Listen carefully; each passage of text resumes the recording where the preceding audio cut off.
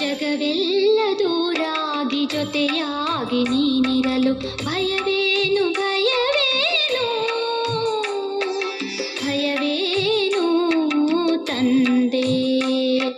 ಜಗವೆಲ್ಲ ದೂರಾಗಿ ಜೊತೆಯಾಗಿ ನೀನಿರಲು ಭಯವೇನು ಭಯವೇನು ಭಯವೇನು ತಂದೆ. ಜಗವೆಲ್ಲ ಜೊತೆಯಾಗಿ ನೀನೊಬ್ಬ ದೂರಾಗಿ ಸುಖವೆಲ್ಲಿ ಸುಖವೆಲ್ಲಿ ಸುಖವೆಲ್ಲಿ ತಂದೆ.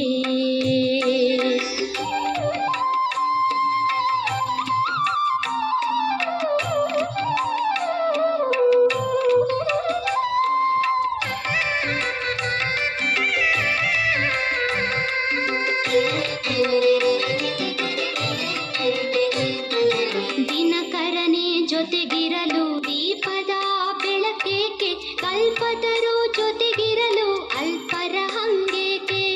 ಪರಮಪಿತ ನೀನಿರಲು ಪರರ ಆಶ್ರಯವೇಕೆ.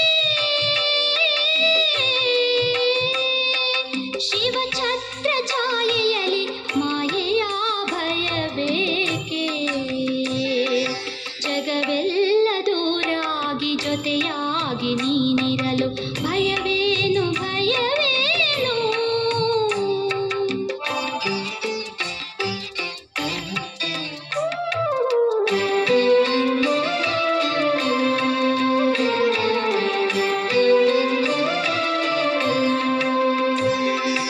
ಅವಿನಾಶಿ ಸಂಬಂಧಿ ಶಿವನೊಬ್ಬ ನೀನಿರಲು ದೇಹಧಾರಿಗಳಲ್ಲಿ ಮೋಹ ಮಮತೆಗಳೇಕೆ. ಪರಮಾತ್ಮ ಜೊತೆಗಿರಲು ಪರಮತದ ಭ್ರಮೆಯೇಕೆ. ಶಿವಸಿಂಧು ನೀನಿರಲು ಬಂಧನದ ಭಯವೇಕೆ. ಜಗವೆಲ್ಲ ದೂರಾಗಿ ಜೊತೆಯಾಗಿ ನೀನಿರಲು ಭಯವೇನು ಭಯವೇನು ಭಯವೇನು ತಂದೆ. ಭಯವೇನು ತಂದೆ ಭಯವೇನು ತಂದೆ. ಓಂ ಶಾಂತಿ. ಮಧುರಾತಿ ಮಧುರ ಶಿವ ಪರಮಾತ್ಮ ತಂದೆಯ ಮಧುರ ಮಹಾವಾಕ್ಯವನ್ನು ಕೇಳೋಣ. ಇಂದಿನ ಮುರಳಿಯ ದಿನಾಂಕವಾಗಿದೆ 12/8/2026. ಪ್ರಾತಃ ಮುರಳಿ ಬಾಪ್ದಾದ ಮಧುಬನ್. ಮಧುರ ಮಕ್ಕಳೇ, ನೆನಪಿನಲ್ಲಿರುವುದರಿಂದ ಒಳ್ಳೆಯ ದಶೆ ಕುಳಿತುಕೊಳ್ಳುತ್ತದೆ. ಈಗ ನಿಮ್ಮ ಮೇಲೆ ಬೃಹಸ್ಪತಿ ದಶೆ ಇದೆ, ಆದ್ದರಿಂದ ನಿಮ್ಮದು ಏರುವ ಕಲೆಯಾಗಿದೆ. ಪ್ರಶ್ನೆಯಾಗಿದೆ, ಒಂದು ವೇಳೆ ಯೋಗದ ಮೇಲೆ ಪೂರ್ಣ ಗಮನವಿಲ್ಲವೆಂದರೆ ಅದರ ಫಲಿತಾಂಶವೇನಾಗುತ್ತದೆ? ನಿರಂತರ ನೆನಪಿನಲ್ಲಿರುವ ಯುಕ್ತಿ ಏನಾಗಿದೆ? ಉತ್ತರ. ಪಾಯಿಂಟ್ ನಂಬರ್ 1, ಒಂದು ವೇಳೆ ಯೋಗದ ಮೇಲೆ ಪೂರ್ಣ ಗಮನವಿಲ್ಲದಿದ್ದರೆ ನಡೆಯುತ್ತಾ ಮಾಯೆಯ ಪ್ರವೇಶತೆಯಾಗಿ ಬಿಡುತ್ತದೆ, ಬಿದ್ದು ಹೋಗುತ್ತಾರೆ. ಪಾಯಿಂಟ್ ನಂಬರ್ 2, ದೇಹಾಭಿಮಾನಿಗಳಾಗಿ ಅನೇಕ ತಪ್ಪುಗಳನ್ನು ಮಾಡುತ್ತಾ ಇರುತ್ತಾರೆ. ಮಾಯೆಯು ಉಲ್ಟಾ ಕರ್ಮ ಮಾಡಿಸುತ್ತಾ ಇರುತ್ತದೆ, ಪತಿತರನ್ನಾಗಿ ಮಾಡಿಬಿಡುತ್ತದೆ. ನಿರಂತರ ನೆನಪಿನಲ್ಲಿರಲು ಬಾಯಲ್ಲಿ ಉಂಗುರವನ್ನು ಹಾಕಿಕೊಳ್ಳಿ. ಕ್ರೋಧ ಮಾಡಬೇಡಿ. ದೇಹ ಸಹಿತ ಎಲ್ಲವನ್ನು ಮರೆತು ನಾನಾತ್ಮ ಪರಮಾತ್ಮನ ಮಗುವಾಗಿದ್ದೇನೆ ಎಂಬ ಅಭ್ಯಾಸ ಮಾಡಿರಿ. ಯೋಗ ಬಲದಿಂದ ಯಾವ ಪ್ರಾಪ್ತಿಗಳಾಗುತ್ತವೆ ಅವನ್ನು ಸ್ಮೃತಿಯಲ್ಲಿ ಇಟ್ಟುಕೊಳ್ಳಿ. ಗೀತೆಯಾಗಿದೆ. ಓಂ ನಮಃ ಶಿವಾಯ್. ಓಂ ಶಾಂತಿ. ಮಧುರಾತಿ ಮಧುರ ಆತ್ಮಿಕ ಮಕ್ಕಳು, ತಮ್ಮ ಆತ್ಮಿಕ ತಂದೆ ಶಿವಬಾಬಾರವರ ಮಹಿಮೆಯನ್ನು ಕೇಳಿದಿರಿ. ಯಾವಾಗ ಪಾಪವು ಹೆಚ್ಚುವುದೋ, ಅರ್ಥಾತ್ ಮನುಷ್ಯರು ಪಾಪಾತ್ಮರಾಗಿ ಬಿಡುವರೋ, ಆಗಲೇ ಪತಿತ ಪಾವನ ತಂದೆಯು ಬರುತ್ತಾರೆ. ತಂದೆಯು ಪತಿತರನ್ನು ಪಾವನರನ್ನಾಗಿ ಮಾಡುತ್ತಾರೆ. ಆ ಬೇಹದ್ದಿನ ತಂದೆಗೆ ಮಹಿಮೆ ಇದೆ. ಅವರಿಗೆ ವೃಕ್ಷಪತಿ ಅಂತಲೂ ಹೇಳಲಾಗುತ್ತದೆ. ಈ ಸಮಯದಲ್ಲಿ ಬೇಹದ್ದಿನ ತಂದೆಯ ನೆನಪು, ಬೇಹದ್ದಿನ ಬೃಹಸ್ಪತಿ ದಶೆಯು ನಿಮ್ಮ ಮೇಲೆ ಕುಳಿತುಕೊಂಡಿದೆ. ವಿಶೇಷವಾಗಿ 2 ಶಬ್ದಗಳು ಇರುತ್ತವೆ ಅಲ್ಲವೇ? ಇದರ ಅರ್ಥವೂ ಸಹ ಇಲ್ಲಿಯೇ ಸಿದ್ಧವಾಗುತ್ತದೆ. ಬೃಹಸ್ಪತಿ ದಶೆಯಿಂದ ವಿಶೇಷವಾಗಿ ಭಾರತವು ಜೀವನ್ಮುಕ್ತನಾಗುತ್ತದೆ, ಅರ್ಥಾತ್ ತನ್ನ ಸ್ವರಾಜ್ಯ ಪದವಿಯನ್ನು ಪಡೆಯುತ್ತೀರಿ. ಏಕೆಂದರೆ ಯಾವ ತಂದೆಗೆ ಸತ್ಯವೆಂದು ಹೇಳುತ್ತಾರೆಯೋ ಅವರೇ ಬಂದು ನಿಮ್ಮನ್ನು ನರನಿಂದ ನಾರಾಯಣನನ್ನಾಗಿ ಮಾಡುತ್ತಾರೆ. ಬಾಕಿ ಯಾರೆಲ್ಲರೂ ಇದ್ದಾರೆಯೋ ಅವರು ನಂಬರ್ ವಾರ್ ತಮ್ಮ ತಮ್ಮ ಧರ್ಮದ ವಿಭಾಗದಲ್ಲಿ ಹೋಗಿ ಕುಳಿತುಕೊಳ್ಳುತ್ತಾರೆ ಮತ್ತು ನಂಬರ್ ವಾರ್ ಆಗಿ ಬರುತ್ತಾರೆ. ಕಲಿಯುಗದ ಅಂತ್ಯದವರೆಗೂ ಬರುತ್ತಾ ಇರುತ್ತಾರೆ. ಪ್ರತಿಯೊಂದು ಆತ್ಮನಿಗೆ ತನ್ನ ತನ್ನ ಧರ್ಮದಲ್ಲಿ ತನ್ನದೇ ಆದ ಪಾತ್ರವು ಸಿಕ್ಕಿದೆ. ರಾಜ್ಯದಲ್ಲಿ ರಾಜನಿಂದ ಹಿಡಿದು ಪ್ರಜೆಗಳವರೆಗೆ ಎಲ್ಲರಿಗೆ ತಮ್ಮ ತಮ್ಮ ಪಾತ್ರವು ಸಿಕ್ಕಿದೆ. ನಾಟಕವಿರುವುದೇ ರಾಜನಿಂದ ಹಿಡಿದು ಪ್ರಜೆಯ ತನಕ. ಎಲ್ಲರೂ ತಮ್ಮ ತಮ್ಮ ಪಾತ್ರವನ್ನು ಅಭಿನಯಿಸಲಾಗುತ್ತದೆ. ನೀವು ಮಕ್ಕಳು ತಿಳಿದುಕೊಂಡಿದ್ದೀರಿ, ನಮ್ಮ ಮೇಲೆ ಬೃಹಸ್ಪತಿ ದಶೆಯು ಕುಳಿತಿದೆ. ಒಂದೇ ದಿನ ಕುಳಿತುಕೊಳ್ಳುತ್ತದೆ ಎಂದಲ್ಲ, ನಿಮ್ಮ ಬೃಹಸ್ಪತಿ ದಶೆಯು ನಡೆಯುತ್ತಿದೆ. ಈಗ ನಿಮ್ಮದು ಏರುವ ಕಲೆಯಾಗಿದೆ. ಎಷ್ಟು ನೆನಪು ಮಾಡುತ್ತೀರೋ ಅಷ್ಟು ಏರುವ ಕಲೆಯಾಗುವುದು. ನೆನಪನ್ನು ಮರೆಯುವುದರಿಂದ ಮಾಯೆಯ ವಿಘ್ನಗಳು ಬರುತ್ತವೆ. ನೆನಪಿನಿಂದ ಒಳ್ಳೆಯ ದಶೆ ಕುಳಿತುಕೊಳ್ಳುತ್ತದೆ. ಚೆನ್ನಾಗಿ ನೆನಪು ಮಾಡದಿದ್ದರೆ ಅವಶ್ಯವಾಗಿ ಬೀಳುವರು. ಮತ್ತೆ ಅವರಿಂದ ಒಂದಲ್ಲ ಒಂದು ತಪ್ಪುಗಳು ಆಗುವವು. ತಂದೆಯು ತಿಳಿಸುತ್ತಾರೆ, ಡ್ರಾಮಾ ಅನುಸಾರ ಯಾವುದೆಲ್ಲ ಧರ್ಮದವರಿದ್ದಾರೆಯೋ ಒಬ್ಬರು ಇನ್ನೊಬ್ಬರ ಹಿಂದೆ ಪಾತ್ರವನ್ನು ಅಭಿನಯಿಸಲು ಬರುತ್ತಾರೆ. ಮಕ್ಕಳಿಗೆ ತಿಳಿದಿದೆ, ಸ್ವರ್ಗದ ದಶೆ ಅರ್ಥಾತ್ ಜೀವನ್ಮುಕ್ತಿಯ ದಶೆಯು ಈಗ ನಮ್ಮ ಮೇಲೆ ಕುಳಿತುಕೊಂಡಿದೆ. ಈ ಡ್ರಾಮಾದ ಚಕ್ರವು ಹೇಗೆ ಸುತ್ತುತ್ತದೆ ಎಂಬುದನ್ನು ಸಹ ವಿವರವಾಗಿ ತಿಳಿದುಕೊಳ್ಳಬೇಕಾಗಿದೆ. ಈ ಸೃಷ್ಟಿ ನಾಟಕದ ಚಕ್ರವು ವಿಶೇಷವಾಗಿ ಭಾರತದ ಮೇಲೆ ಮಾಡಲ್ಪಟ್ಟಿದೆ. ತಂದೆಯು ಭಾರತದಲ್ಲಿಯೇ ಬರುತ್ತಾರೆ. ಗಾಯನವಿದೆ. ಆಶ್ಚರ್ಯವೆನಿಸುವಂತೆ ಕೇಳಿ ಹೇಳಿ ನಡೆಯುತ್ತಾ ಮತ್ತೆ ಬಿಟ್ಟು ಹೋಗುವರು. ನಡೆಯುತ್ತಾ ನಡೆಯುತ್ತಾ ಮಾಯೆಯ ಪ್ರವೇಶತೆಯಾಗುವ ಕಾರಣ ಕೆಳಗೆ ಬೀಳುತ್ತಾರೆ. ಯೋಗದ ಮೇಲೆ ಪೂರ್ಣ ಗಮನ ಕೊಡುವುದಿಲ್ಲ. ಮತ್ತೆ ತಂದೆಯು ಬಂದು ಸಂಜೀವಿನಿ ಮೂಲಿಕೆಯನ್ನು ಕೊಡುತ್ತಾರೆ, ಅರ್ಥಾತ್ ಮೂರ್ಛಿತರಾದವರನ್ನು ಎಚ್ಚರಿಸುವಂತಹ ಮೂಲಿಕೆಯನ್ನು ಕೊಡುತ್ತಾರೆ. ಹನುಮಂತನು ನೀವೇ ಆಗಿದ್ದೀರಿ. ತಂದೆಯು ತಿಳಿಸಿದ್ದಾರೆ, ಈ ಸಮಯದಲ್ಲಿ ರಾವಣನನ್ನು ಓಡಿಸುವುದಕ್ಕಾಗಿ ಈ ಮೂಲಿಕೆಯನ್ನು ಕೊಡುತ್ತೇನೆ. ನಿಮಗೆ ಎಲ್ಲವೂ ಸತ್ಯವಾದ ಮಾತುಗಳನ್ನು ತಿಳಿಸುತ್ತೇನೆ. ಒಬ್ಬ ತಂದೆಯೇ ಸತ್ಯವಾಗಿದ್ದಾಗ ಅವರೇ ಬಂದು ಸತ್ಯನಾರಾಯಣನ ಕಥೆಯನ್ನು ತಿಳಿಸಿ ಸತ್ಯಯುಗದ ಸ್ಥಾಪನೆ ಮಾಡುತ್ತಾರೆ. ಇವರಿಗೆ ಸತ್ಯವಂತ, ಸತ್ಯವನ್ನು ಹೇಳುವವರೆಂದು ಹೇಳಲಾಗುತ್ತದೆ. ನಿಮ್ಮನ್ನು ಕೇಳುತ್ತಾರೆ, ನೀವು ಶಾಸ್ತ್ರಗಳನ್ನು ನಂಬುತ್ತೀರಾ? ಆಗ ತಿಳಿಸಿರಿ, ಹೌದು, ನಾವು ಶಾಸ್ತ್ರಗಳನ್ನು ಏಕೆ ನಂಬುವುದಿಲ್ಲ? ನಮಗೆ ತಿಳಿದಿದೆ, ಇವೆಲ್ಲವೂ ಭಕ್ತಿ ಮಾರ್ಗದ ಶಾಸ್ತ್ರಗಳಾಗಿವೆ. ಇವನ್ನು ನಾವು ನಂಬುತ್ತೇವೆ. ಜ್ಞಾನ ಮತ್ತು ಭಕ್ತಿ 2 ಮಾತುಗಳಾಗಿವೆ. ಈಗ ಜ್ಞಾನ ಸಿಗುತ್ತದೆ ಎಂದ ಮೇಲೆ ಭಕ್ತಿಯ ಅವಶ್ಯಕತೆ ಏನಿದೆ? ಭಕ್ತಿ ಎಂದರೆ ಇಳಿಯುವ ಕಲೆ, ಜ್ಞಾನವೆಂದರೆ ಏರುವ ಕಲೆ. ಈ ಸಮಯದಲ್ಲಿ ಭಕ್ತಿಯು ನಡೆಯುತ್ತಿದೆ. ಈಗ ನಮಗೆ ಜ್ಞಾನ ಸಿಕ್ಕಿದೆ. ಇದರಿಂದ ಸದ್ಗತಿಯಾಗುತ್ತದೆ. ಭಕ್ತರ ರಕ್ಷಣೆ ಮಾಡುವವರು ಒಬ್ಬರೇ ಭಗವಂತನಾಗಿದ್ದಾರೆ. ಶತ್ರುವಿನಿಂದ ರಕ್ಷಣೆ ಮಾಡಲಾಗುತ್ತದೆಯಲ್ಲವೇ? ತಂದೆಯು ಹೇಳುತ್ತಾರೆ, ನಾನು ಬಂದು ರಾವಣನಿಂದ ನಿಮ್ಮ ರಕ್ಷಣೆ ಮಾಡುತ್ತೇನೆ. ರಾವಣನಿಂದ ಹೇಗೆ ರಕ್ಷಣೆಯಾಗುತ್ತದೆ ಎಂಬುದನ್ನು ನೋಡುತ್ತೀರಲ್ಲವೇ? ಈ ರಾವಣನ ಮೇಲೆ ಜಯಗಳಿಸಬೇಕಾಗಿದೆ. ತಂದೆಯು ತಿಳಿಸುತ್ತಾರೆ, ಮಧುರ ಮಕ್ಕಳೇ, ಈ ರಾವಣನು ನಿಮ್ಮನ್ನು ತಮೋಪ್ರಧಾನರನ್ನಾಗಿ ಮಾಡಿದ್ದಾನೆ. ಸತ್ಯಯುಗಕ್ಕೆ ಸತೋಪ್ರಧಾನ ಸ್ವರ್ಗವೆಂದು ಹೇಳಲಾಗುತ್ತದೆ. ಮತ್ತೆ ಕಲೆಗಳು ಕಡಿಮೆಯಾಗುತ್ತಾ ಹೋಗುತ್ತವೆ. ಅಂತ್ಯದಲ್ಲಿ ಯಾವಾಗ ಸಂಪೂರ್ಣ ದೇಹಾಭಿಮಾನದಲ್ಲಿ ಬಂದು ಬಿಡುವರೋ ಆಗ ಪತಿತರಾಗುತ್ತಾರೆ. ಹೇಗೆ ಹೊಸ ಮನೆಯು ತಯಾರಾದ ಮೇಲೆ 1 ತಿಂಗಳಿನ ನಂತರ ಅಥವಾ 6 ತಿಂಗಳಿನ ನಂತರ ಒಂದಲ್ಲ ಒಂದು ಪರಿವರ್ತನೆ ಆಗಿಬಿಡುತ್ತದೆ. ಪ್ರತಿ ವರ್ಷ ಮನೆಗೆ ಸುಣ್ಣ ಬಣ್ಣವನ್ನು ಬಳಿಯುತ್ತಾರೆ. ಕಲೆಯಂತೂ ಕಡಿಮೆಯಾಗುತ್ತದೆಯಲ್ಲವೇ? ಹೊಸದರಿಂದ ಹಳೆಯದು, ಹಳೆಯದರಿಂದ ಮತ್ತೆ ಹೊಸದು, ಇದು ಆರಂಭದಿಂದ ಹಿಡಿದು ಪ್ರತಿಯೊಂದು ವಸ್ತುವಿನದು ಇದೇ ರೀತಿಯಾಗುತ್ತಾ ಬಂದಿದೆ. ಈ ಮನೆಯು 100 ವರ್ಷ 150 ವರ್ಷದವರೆಗೆ ನಡೆಯುವುದೆಂದು ತಿಳಿದುಕೊಳ್ಳಲಾಗುತ್ತದೆ. ತಂದೆಯು ತಿಳಿಸುತ್ತಾರೆ, ಹೊಸ ಪ್ರಪಂಚಕ್ಕೆ ಸತ್ಯಯುಗವೆಂದು ಹೇಳಲಾಗುತ್ತದೆ. ಮತ್ತೆ ತ್ರೇತಾಯುಗಕ್ಕೆ 25% ಕಡಿಮೆ ಎಂದು ಹೇಳಬಹುದು, ಏಕೆಂದರೆ ಸ್ವಲ್ಪ ಹಳೆಯದಾಗುತ್ತದೆ. ಅವರು ಚಂದ್ರವಂಶೀಯರಾಗಿರುತ್ತಾರೆ. ಅವರಿಗೆ ಕ್ಷತ್ರಿಯರ ಚಿಹ್ನೆಗಳನ್ನು ತೋರಿಸುತ್ತಾರೆ, ಏಕೆಂದರೆ ಹೊಸ ಪ್ರಪಂಚಕ್ಕೆ ಯೋಗ್ಯರಲ್ಲ. ಆದ್ದರಿಂದ ಸೂರ್ಯವಂಶೀಯರಿಗಿಂತ ಕಡಿಮೆ ಪದವಿಯವರಾದರೂ ಕೃಷ್ಣಪುರಿಯಲ್ಲಿ ಹೋಗಬೇಕೆಂದು ಎಲ್ಲರೂ ಬಯಸುತ್ತಾರೆ. ರಾಮ ಪುರಿಯಲ್ಲಿ ಹೋಗಬೇಕೆಂದು ಹೇಳುವುದಿಲ್ಲ. ಎಲ್ಲರೂ ಕೃಷ್ಣಪುರಿಗಾಗಿಯೇ ಹೇಳುತ್ತಾರೆ. ಬೃಂದಾವನಕ್ಕೆ ನಡೆಯಿರಿ ಎಂದು ಗಾಯನವೂ ಇದೆಯಲ್ಲವೇ?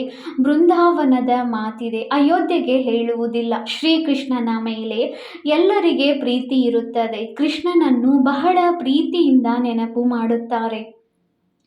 ಕೃಷ್ಣನನ್ನು ನೋಡುತ್ತಾರೆಂದರೆ ಕೃಷ್ಣನಂತಹ ಪತಿ ಸಿಗಲಿ, ಕೃಷ್ಣನಂತಹ ಮಗುವಾಗಲಿ, ಇಂತಹ ಸಹೋದರ ಸಿಗಲಿ ಎಂದು ಹೇಳುತ್ತಾರೆ. ಬುದ್ಧಿವಂತ ಕನ್ಯೆಯರು ಕೃಷ್ಣನ ಮೂರ್ತಿಯನ್ನು ಸನ್ಮುಖದಲ್ಲಿ ಇಟ್ಟುಕೊಳ್ಳುತ್ತಾರೆ. ಇವರಂತಹ ಮಗುವಾಗಲಿ, ಕೃಷ್ಣನ ಪ್ರೀತಿಯಲ್ಲಿ ಬಹಳ ಇರುತ್ತಾರಲ್ಲವೇ? ಕೃಷ್ಣಪುರಿಯನ್ನು ಎಲ್ಲರೂ ಬಯಸುತ್ತಾರೆ. ಈಗಂತೂ ಕಂಸಪುರಿ ರಾವಣನ ಪುರಿಯಾಗಿದೆ. ಕೃಷ್ಣಪುರಿಗೆ ಬಹಳ ಮಹತ್ವಿಕೆ ಇದೆ. ಕೃಷ್ಣನನ್ನು ಎಲ್ಲರೂ ನೆನಪು ಮಾಡುತ್ತಾರೆ. ಆದ್ದರಿಂದಲೇ ತಂದೆಯು ಹೇಳುತ್ತಾರೆ, ನೀವು ಇಷ್ಟು ಸಮಯ ನೆನಪು ಮಾಡುತ್ತಾ ಬಂದಿದ್ದೀರಿ. ಈಗ ಕೃಷ್ಣಪುರಿಯಲ್ಲಿ ಹೋಗುವ ಪುರುಷಾರ್ಥ ಮಾಡಿರಿ. ಇವರ ಮನೆತನದಲ್ಲಿ ಬನ್ನಿರಿ. ಸೂರ್ಯವಂಶೀಯರಿಗೆ 8 ಮನೆತನಗಳು ಇವೆ. ಅಂದ ಮೇಲೆ ರಾಜಧಾನಿಯಲ್ಲಿ ರಾಜಕುಮಾರರೊಂದಿಗೆ ಉಯ್ಯಾಲೆಯಲ್ಲಿ ತೂಗುವಂತಹ ಪುರುಷಾರ್ಥ ಮಾಡಿರಿ. ಇದು ತಿಳುವಳಿಕೆಯ ಮಾತಲ್ಲವೇ? ತಂದೆಯು ತಿಳಿಸುತ್ತಾರೆ, ಮಕ್ಕಳೇ, ಎಷ್ಟು ಸಾಧ್ಯವೋ ಮನ್ಮನಾಭವ ಆಗಿರಿ. ನೆನಪಿನಲ್ಲಿ ಇಲ್ಲದಿದ್ದರೆ ಕೆಳಗೆ ಬೀಳುತ್ತಾರೆ. ಜ್ಞಾನವೆಂದು ಬೀಳಿಸುವುದಿಲ್ಲ. ನೆನಪಿನಲ್ಲಿರದಿದ್ದರೆ ಕೆಳಗೆ ಬೀಳುತ್ತಾರೆ. ಇದರ ಮೇಲೆ ಅಲ್ಲಾ ಅವಲುದ್ದೀನ್ ಹಾತಮ್ ತಾಯಿಯ ನಾಟಕಗಳು ರಚಿಸಲ್ಪಟ್ಟಿವೆ. ನೆನಪಿನಲ್ಲಿ ಇರುವುದಕ್ಕಾಗಿ ಬಾಯಲ್ಲಿ ಉಂಗುರವನ್ನು ಹಾಕಿಬಿಡುತ್ತಿದ್ದರು. ಯಾರಿಗಾದರೂ ಕ್ರೋಧ ಬರುತ್ತದೆ ಎಂದರೆ ಮಾತನಾಡಿ ಬಿಡುತ್ತಾರೆ. ಆದ್ದರಿಂದ ಬಾಯಲ್ಲಿ ಉಂಗುರವನ್ನು ಹಾಕಿಕೊಳ್ಳಿ ಎಂದು ಹೇಳುತ್ತಾರೆ. ಮಾತನಾಡದಿದ್ದರೆ ಕ್ರೋಧ ಬರುವುದಿಲ್ಲ. ತಂದೆಯು ತಿಳಿಸುತ್ತಾರೆ, ಎಂದೂ ಯಾರ ಮೇಲೂ ಕ್ರೋಧ ಮಾಡಬೇಡಿರಿ. ಆದರೆ ಈ ಮಾತುಗಳನ್ನು ಪೂರ್ಣ ಅರಿತುಕೊಳ್ಳದೆ ಶಾಸ್ತ್ರಗಳನ್ನು ಏನೇನನ್ನೋ ಬರೆದು ಬಿಟ್ಟಿದ್ದಾರೆ. ತಂದೆಯು ಯಥಾರ್ಥವಾಗಿ ಕುಳಿತು ತಿಳಿಸುತ್ತಾರೆ. ತಂದೆಯು ಭೂಮಿಗೆ ಬಂದಾಗಲೇ ತಿಳಿಸುವರು. ಯಾರು ಬಂದು ಹೋಗುವರೋ ಅವರ ಮಹಿಮೆಯನ್ನು ಹಾಡಲಾಗುತ್ತದೆ. ಟಾಗೂರ್ ಝಾನ್ಸಿ ರಾಣಿ ಇದ್ದು ಹೋದರು. ನಂತರ ಅವರ ನಾಟಕಗಳನ್ನು ರಚಿಸಿದ್ದಾರೆ. ಒಳ್ಳೆಯದು. ಶಿವನು ಸಹ ಬಂದು ಹೋಗಿದ್ದಾರೆ. ಆದ್ದರಿಂದಲೇ ಶಿವ ಜಯಂತಿಯನ್ನು ಆಚರಿಸುತ್ತಾರಲ್ಲವೇ? ಆದರೆ ಶಿವನು ಯಾವಾಗ ಬಂದರು, ಬಂದು ಏನು ಮಾಡಿದರು ಎಂಬುದನ್ನು ತಿಳಿದುಕೊಂಡಿಲ್ಲ. ಅವರಂತೂ ಇಡೀ ಸೃಷ್ಟಿಯ ತಂದೆಯಾಗಿದ್ದಾರೆ. ಅಂದ ಮೇಲೆ ಬಂದು ಎಲ್ಲರಿಗೂ ಅವಶ್ಯವಾಗಿ ಸದ್ಗತಿಯನ್ನು ನೀಡಿರುವರು.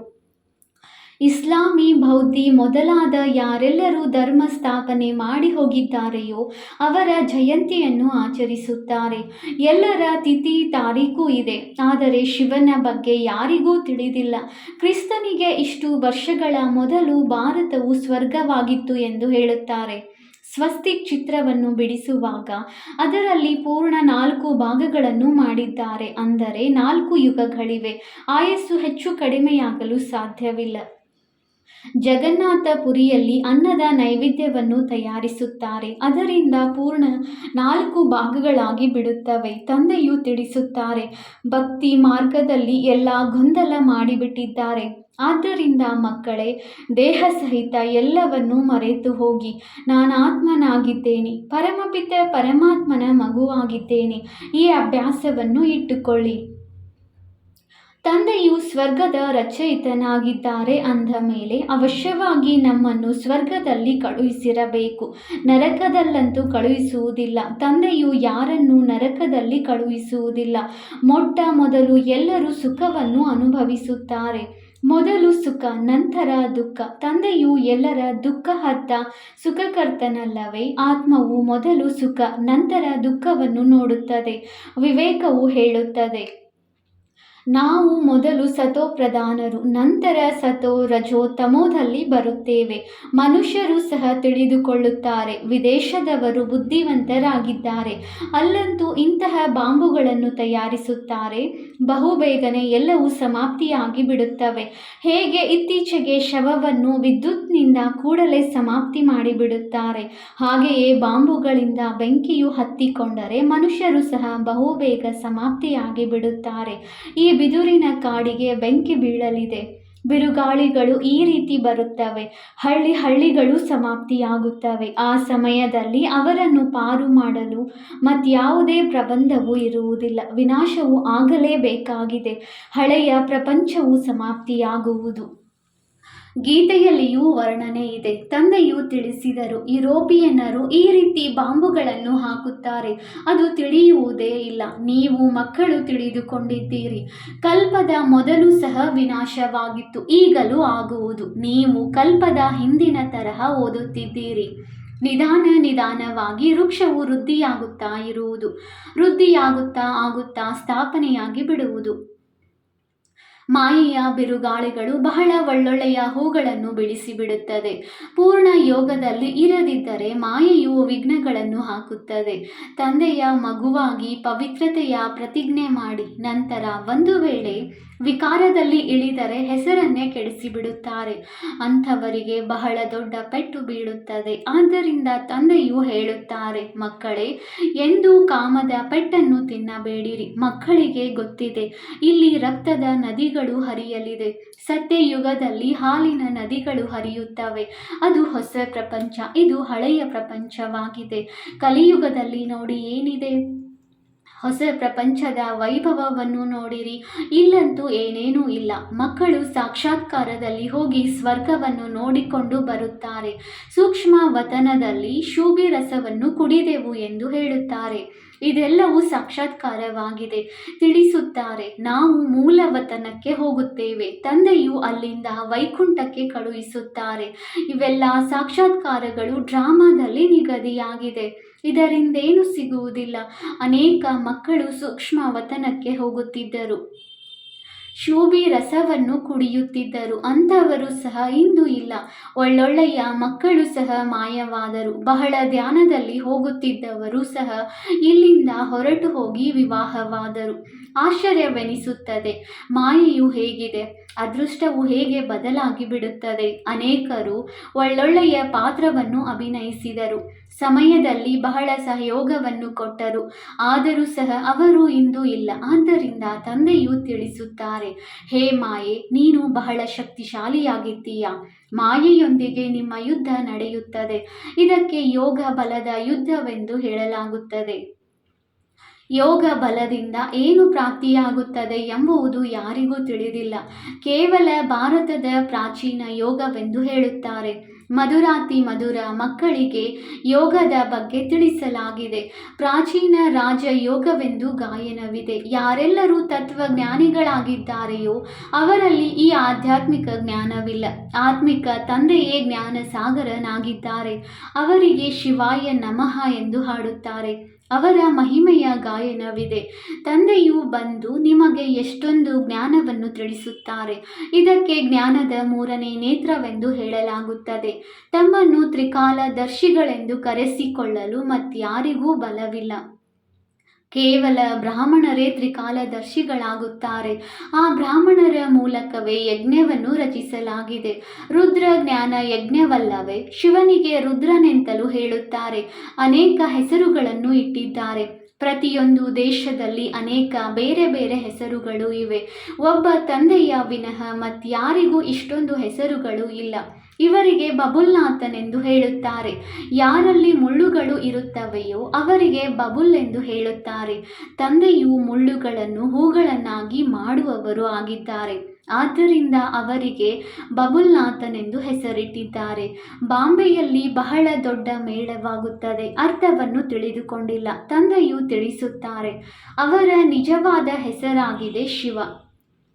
ವ್ಯಾಪಾರಿಗಳು ಸಹ ಬಿಂದು 0ಯನ್ನು ಶಿವ ಎಂದು ಹೇಳುತ್ತಾರೆ. 1, 2 ಎಂದು ಎಣಿಕೆ ಮಾಡುವಾಗ 10ರವರೆಗೆ ಬಂದಾಗ ಶಿವ ಎಂದು ಹೇಳುತ್ತಾರೆ.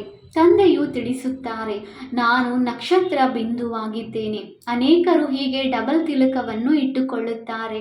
ಮಾತಾ ಮತ್ತು ಪಿತಾ ಜ್ಞಾನ ಸೂರ್ಯ ಜ್ಞಾನ ಚಂದ್ರಮನ ಚಿಹ್ನೆಯಾಗಿದೆ. ಅವರಿಗೆ ಅರ್ಥವೂ ಗೊತ್ತಿಲ್ಲ ಅಂದಾಗ ತಂದೆಯೇ ಯೋಗದ ಬಗ್ಗೆ ತಿಳಿಸುತ್ತಿದ್ದರು. ಯೋಗವು ಎಷ್ಟು ಪ್ರಸಿದ್ಧಿಯಾಗಿದೆ. ಈಗ ನೀವು ಮಕ್ಕಳು ಯೋಗ ಶಬ್ದವನ್ನು ಬಿಟ್ಟು ಬಿಡಿ, ನೆನಪು ಮಾಡಿರಿ. ತಂದೆಯು ಹೇಳುತ್ತಾರೆ, ಯೋಗ ಶಬ್ದದಿಂದ ತಿಳಿದುಕೊಳ್ಳುವುದಿಲ್ಲ, ನೆನಪು ಎಂದು ಹೇಳಿದರೆ ತಿಳಿದುಕೊಳ್ಳುತ್ತಾರೆ. ತಂದೆಯನ್ನು ಬಹಳ ನೆನಪು ಮಾಡಬೇಕಾಗಿದೆ. ಅವರಿಗೆ ಪ್ರಿಯತಮನೆಂತಲೂ ಹೇಳಲಾಗುತ್ತದೆ. ಪಟ್ಟದ ರಾಣಿಯರನ್ನಾಗಿ ಮಾಡುತ್ತಾರಲ್ಲವೇ, ವಿಶ್ವದ ರಾಜಧಾನಿಯ ಆಸ್ತಿಯನ್ನು ಕೊಡುತ್ತಾರೆ. ಸತ್ಯಯುಗದಲ್ಲಿ ಒಬ್ಬ ತಂದೆ ಇರುತ್ತಾರೆ. ಭಕ್ತಿಯಲ್ಲಿ 2 ತಂದೆಯರು ಮತ್ತು ಜ್ಞಾನ ಮಾರ್ಗದಲ್ಲಿ ಈಗ ನಿಮಗೆ 3 ತಂದೆಯರಿದ್ದಾರೆ. ಎಷ್ಟು ವಿಚಿತ್ರವಾಗಿದೆ. ನೀವು ಅರ್ಥ ಸಹಿತವಾಗಿ ತಿಳಿದುಕೊಂಡಿದ್ದೀರಿ. ಸತ್ಯಯುಗದಲ್ಲಿ ಎಲ್ಲರೂ ಸುಖಿಯಾಗಿರುತ್ತಾರೆ.